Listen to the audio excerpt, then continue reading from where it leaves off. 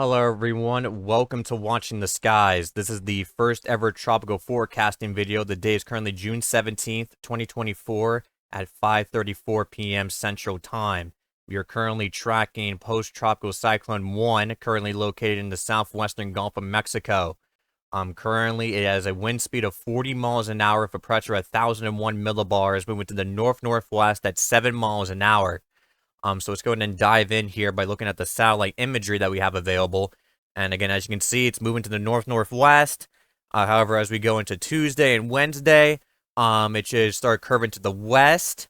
And by about Thursday here, it should make landfall with wind speeds of 45 miles an hour. Now, it's important to keep in mind that the National Hurricane Center does say that there is a chance that this storm could not form.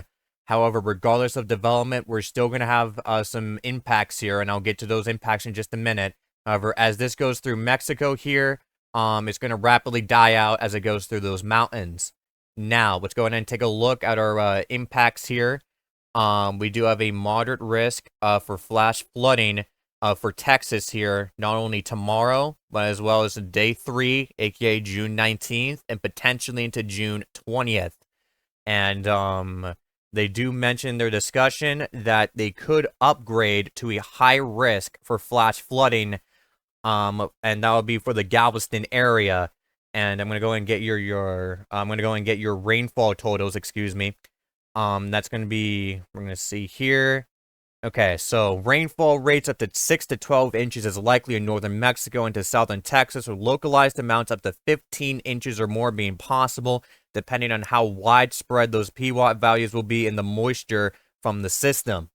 That's something that the team has written based off what we're seeing so far. And let's go ahead and go to our next impacts, which will be potentially tropical-induced tornadoes. So we're looking at the SPC here.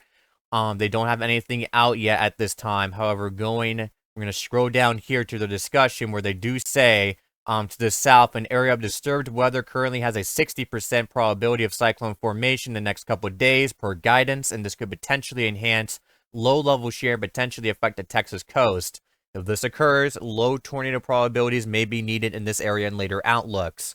So again, even though that is low tornado probabilities, the potential is still there, and you need to keep a very close eye on that, because again, tropical-induced tornadoes are really well known for coming out of nowhere and forming very, very fast.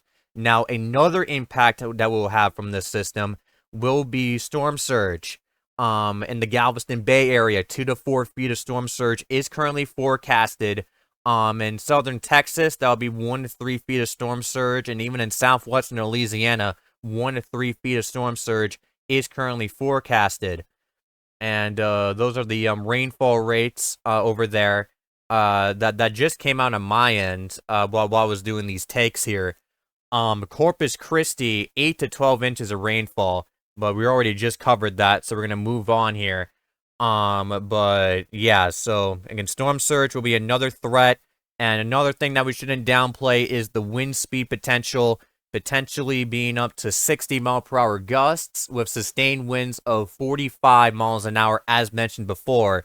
And again, that's going to be enough to throw around loose objects, and tree limbs could go down from that. So now with all that said, here's what you need to do. You need to pay attention to the National Hurricane Center and local news stations, as info on the storm will rapidly change, mainly on the motion and direction of the storm. You need to put away all loose objects outside as this storm approaches, as the wind speeds being forecasted are enough to send them airborne. Turn around and don't drown when flash flooding is occurring in your area. Pay attention to alerts from the National Weather Service and half away to get alerts of dangerous flash flooding or other types of severe weather is occurring in your area.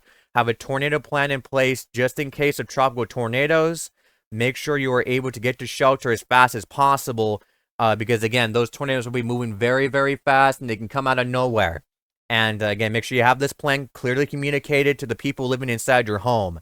Make sure to have all your electronics charged just in case the power goes out. If you're using a generator, make sure you follow these protocols displayed on screen.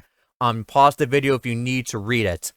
And then finally, Follow all orders from officials in your area. There is many hazards, even for a weak system, including flash flooding, tornadoes, mudslides, and more. It's important to never downplay a tropical cyclone and always be weather aware.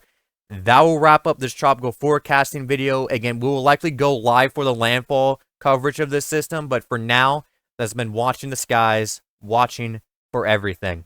Stay safe out there.